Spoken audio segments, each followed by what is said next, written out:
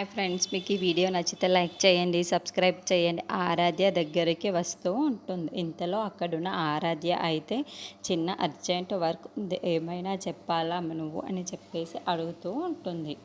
ఆ మాటలు వినగానే అక్కడున్న భానుమతి అయితే అవును, చిన్న హెల్ప్ చెయ్యాలి ఆరాధ్య నువ్వు అని చెప్పేసి అడుగుతూ ఉంటుంది.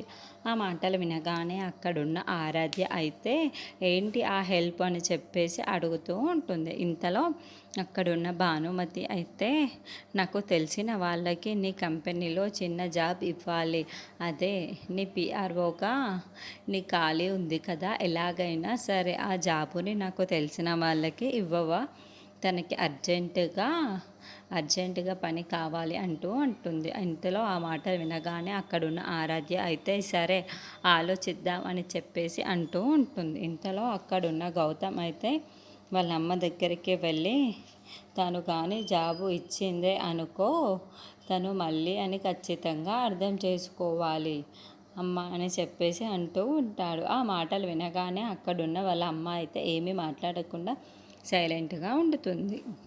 ఇంతలో అక్కడున్న గౌతమ్ మాత్రం తనను నాకు జాబ్ ఇవ్వలేదు అంటే ఆరాధ్య కాదా అని చెప్పేసి నేను ఆరాధ్య ఇవ్వడం మాత్రం పక్కగా తేలుస్తాను. నాకు జాబ్ ఇస్తే మాత్రం తను ఖచ్చితంగా మళ్ళీయే అవుతుంది.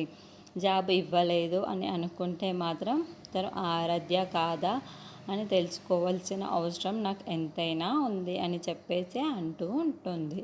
ఇంతలో అక్కడున్న ఆరాధ్య అయితే పని చేసుకుంటూ ఉంటుంది. అది చూసిన భానుమతి అయితే నువ్వు కానీ వాడికి పని ఇప్పించాలి, అప్పుడు నీ పతనం మొదలైన దాన్ని నేను అర్థం చేసుకుంటాను ఆరాధ్య అని చెప్పేసి చాలా కోపంగా అక్కడున్న ఆరాధ్యని చూస్తూ అంటూ ఉంటుంది.